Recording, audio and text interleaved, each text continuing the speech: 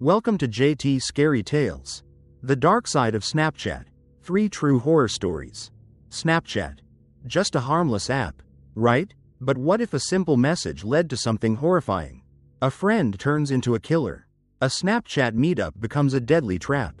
A party invite turns into a murder scene. These are real horror stories, and they all started with just one notification. Be careful who you add, because some messages should never be opened. Skull. Story 1. The friend who turned into a monster. I used to believe that you could truly know your friends. That the people you grew up with, the ones you laughed with, played video games with, shared secrets with, could never be capable of something monstrous. I was wrong. And now, I live with the nightmares. The beginning of the end. It started as a normal day.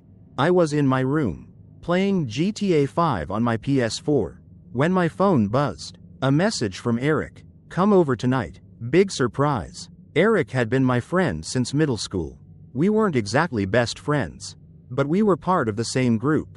Me, Eric, and Jason. Lately, though, things had been off. Eric had grown distant, weird. Whenever Jason was around, Eric would barely talk. He avoided eye contact, his hands twitching like he was holding something back. I figured it was just teenage drama. Maybe something about a girl. I should have paid more attention. Because that night, everything changed. A tense reunion. Jason and I walked up to Eric's house together. Think he's serious about this big surprise? Jason joked. That dude is always full of it. I laughed, but deep down, something felt wrong. The second we stepped inside, I knew this wasn't a normal hangout. The air was heavy, like someone had sucked all the oxygen out of the room. Eric sat on the couch, his face blank, his eyes were locked on Jason. Not saying a word, Jason, trying to lighten the mood, pulled out his phone and started scrolling. But Eric didn't laugh. He barely even blinked. Dude, I said, forcing a smile, what's the surprise? Eric finally looked at me. And when he spoke, his voice was low, almost robotic. Let's play a game. The game that wasn't a game. Before I could even respond, Eric pulled something out from under the couch. At first, my brain refused to register what it was. A gun. Jason and I froze. Wah. What the hell? Man? Jason stammered, still half laughing, like this had to be a joke. Eric's face didn't change. The way he held the gun. It wasn't shaking. His grip was firm. Too firm. Then, he pointed it straight at Jason. And said, in the coldest voice I've ever heard, the game is, I kill you. A moment of horror. Time stopped. I expected Eric to laugh, to smirk, to say it was just a joke. But his eyes were empty. Jason's face twisted in confusion. He glanced at me, expecting me to say something, to fix this. But before I could move, boom, the gun went off. Jason collapsed. The air smelled like smoke and blood. My ears rang, drowning out the world. I wanted to believe it was fake. That Jason would jump up, laughing, telling me we got pranked. But he didn't, because he couldn't. Jason was gone. The unthinkable. I couldn't breathe. I couldn't move. Eric stood over Jason's lifeless body, staring down at him. Then, slowly, he pulled out his phone and opened Snapchat. I watched in horrified silence as Eric snapped a picture of Jason's body. Then, he sent it. That was the moment I knew. Eric was a monster. A living nightmare. I don't remember running. I don't remember how I got home. All I remember is shaking uncontrollably. My fingers barely able to type as I called 911. The police arrived at Eric's house within minutes. He was still there, still sitting beside Jason's body. When they arrested him, he didn't fight, didn't scream, didn't cry. He just smiled, as if he had done nothing wrong. The trial. Months passed. I had to testify in court. I had to sit in a room with him again. Eric didn't even look at me. He just sat there, listening, emotionless, as they played the Snapchat video he had posted online. Like Jason's life had been entertainment. Like it was all just a game.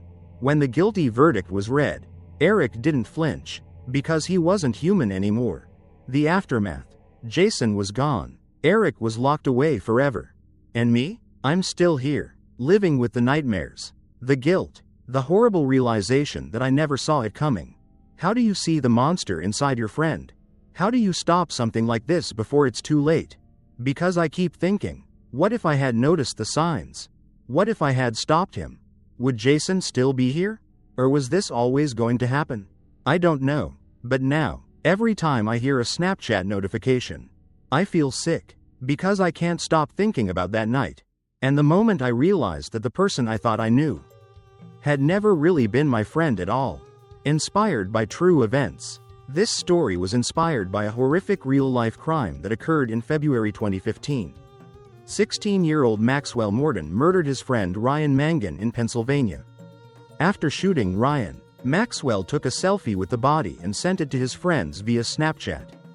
A shocked recipient saved the image and alerted authorities, leading to Maxwell's arrest and conviction. Some say evil is born. Others say it's made. But one thing is certain. Sometimes, the real monsters aren't hiding under your bed. They're sitting right beside you. Story 2. The Man in the Woods. I always thought I was in control. That I was too smart to fall for something dangerous. But that night, in the middle of the woods, staring into the cold, dead eyes of the man I met on Snapchat, I realized how wrong I was. And how close I came to never making it out alive. A stranger named Jake. It started with Snapchat. His name was Jake, and he was perfect. Older, charming, and always saying the right things. He messaged me first, just some casual talk, compliments, jokes. It felt harmless. And when he started sending me money, it felt like a dream. I was 16. My parents didn't give me much. So when he sent me $50 for coffee, I thought, wow, this guy really likes me. It didn't stop there. Clothes, makeup, even an Uber ride to meet up, which I declined at first. But when he said, come on, let's meet somewhere safe, like a park. It's just a little walk. I said yes. The meeting. I told my best friend Abby everything. She thought it was sketchy but agreed to come with me, just in case. We told our parents we were going to study. No one knew where we really were. We got to Riley Park around 6 p.m. Just as the sun was setting. We sat on a bench, waiting, my heart pounding with nerves and excitement. Then, a car pulled up, an old, rusted car. Jake stepped out. He looked different. His photos were polished. He had a boyish smile, clean shaven. But in real life, he looked rougher, older than I thought, maybe 45, thick, graying beard, cold, sunken eyes. A strange smell clung to him, like sweat and metal. But he smiled, and I forced myself to smile back. Let's take a walk, he said, deeper into the forest. Abby and I followed him. At first, it was fine. We stayed on the main path, making small talk. But then he said, I know a better spot. Come on, it's just over here. He stepped off the trail, into the trees. Abby hesitated. We're good here. He turned back, smiling. Don't be shy, it's a shortcut. I glanced at Abby. She looked nervous. So was I. But I didn't want to be rude. So we followed. The shift. The further we walked, the darker it got. The air grew still. Even the trees seemed to press in closer. I checked my phone. No signal. That's when Jake started talking. His voice lower. His tone different. Did you know people come out here for rituals? I laughed, trying to brush it off. What? He stopped walking. Turned to face us. People come to these woods to kill. To eat flesh. Some never make it back out. A chill crawled down my spine. I looked at Abby. Her face was pale. This wasn't a joke. The confession. Jake tilted his head, studying us. Then he whispered, they asked me to kill you both. Silence. My stomach dropped. Abby grabbed my wrist. We have to go, she said, her voice shaking. We turned, and Jake lunged. The attack. He grabbed Abby first, slamming her to the ground. Her scream pierced the forest. But there was no one to hear it. He straddled her, his hands wrapped around her throat, squeezing. I was frozen, too scared to move. Then I saw it. The knife in his jacket. My breath caught. He was going to kill her. Finally, my body moved. I grabbed a rock and swung it as hard as I could, crashing it into the side of his head. He stumbled, cursing. Run, I screamed. Abby gasped for air and scrambled to her feet. We sprinted through the trees, branches slashing at our arms. feet pounding against the dirt. Behind us, heavy footsteps. Getting closer. The escape, or so we thought. We burst onto the main path. Lungs burning. A light, headlights. A group of people were coming toward us. For a moment, relief flooded through me. We weren't alone. But then, one of them was carrying Abby. A man, dressed just like Jake. "Don't kill them both," someone said. My chest seized. They weren't here to help. They were part of it. A cult. A ritual sacrifice. They dragged us deeper into the woods. I fought, kicking and screaming, but they overpowered me. I was thrown onto a wooden slab. My wrists tied down. Jake stood over me. His face bloodied from the rock I hit him with. He grinned. "You'll be our offering tonight." A knife pressed into my skin. Pain shot through my leg as he sliced. Then, screams. Not mine. The cultists. Gunshots erupted through the trees. The rescue. Flashing lights. The police. Someone had seen us running and called 911. Cops stormed the clearing, tackling the men. Jake tried to run, but they took him down. I was shaking violently, barely processing what was happening. A paramedic was yelling my name, but I couldn't hear her. All I could hear was Jake's last words as they dragged him away. "I'll find you again." The aftermath. Abby survived, but I didn't. Not really. Because a part of me died that night. I don't go outside alone anymore. I don't trust anyone I meet online. And every time my phone buzzes, every time I get a Snapchat notification, I wonder, is it him? Has he finally come back for me? Because people like Jake, they don't just disappear. They wait. And someday, I know, he'll finish what he started. Inspired by true events. This story was based on a real case involving a 24-year-old man who was arrested in Delphi, Indiana, after taking two teenage girls into the woods through Snapchat. The area was the same remote forest where two girls had been murdered years before. Police later discovered evidence linking him to an even darker secret, a cult operating in the woods. Some say he acted alone. Others believe he was following orders. One thing is certain, not everyone makes it out of the woods. Story 3. The Snapchat Killers. I never thought a simple party invite could turn into a nightmare. That one Snapchat message, a casual invite to a Halloween party, would be the reason my best friend ended up dead.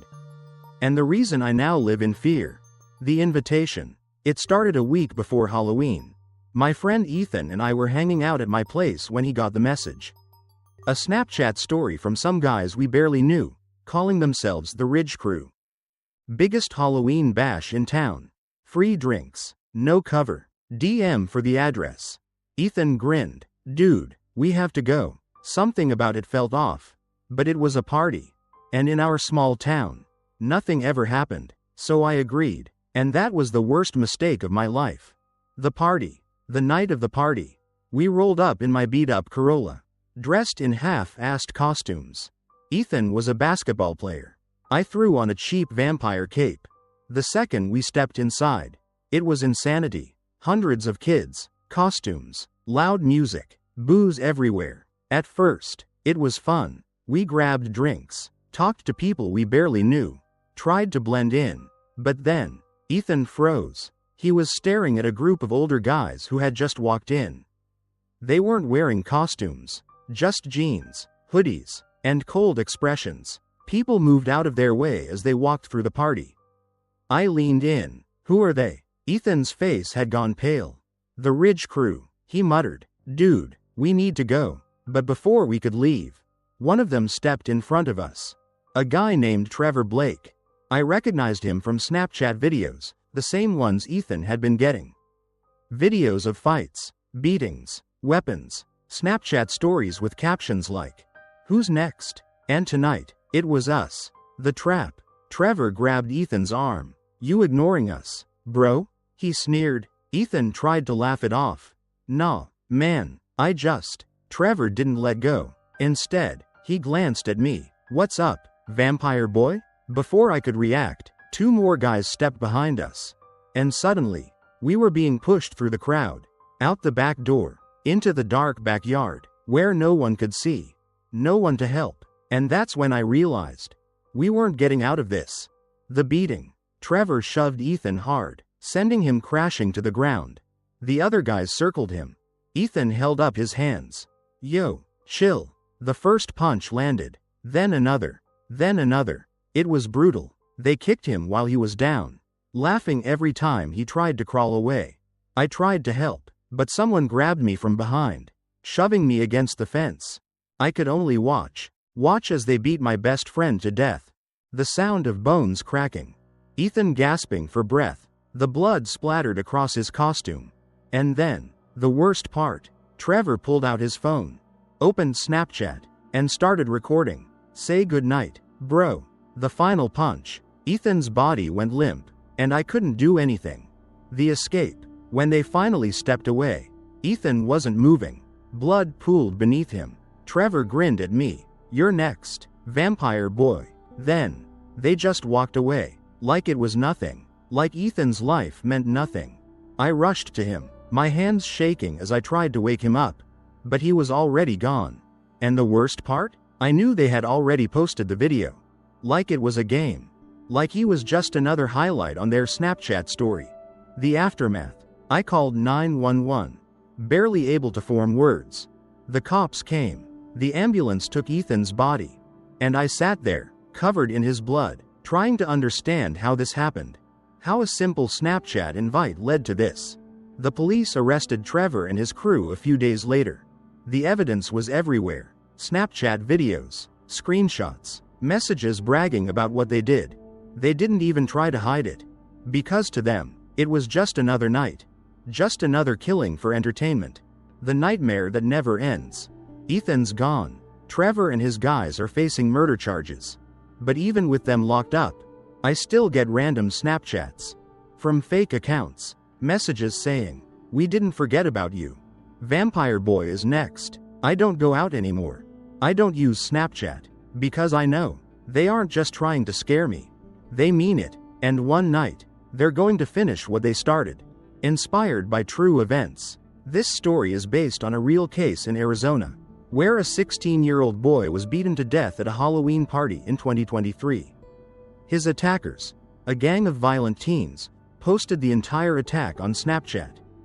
They had been terrorizing their town for years, using social media to lure victims and document their crimes. And they didn't stop until someone was dead. The internet isn't just a place to talk. For some, it's a hunting ground, and if you're not careful, you might be next. The end. Thanks for watching. Do you love spine-chilling stories and eerie mysteries? You've come to the right place. At JT Scary Tales, we bring you the most terrifying and thrilling scary tales from around the world. From haunted places to unexplained phenomena, our scary tales will keep you on the edge of your seat. Subscribe now and dive into the dark world of scary tales.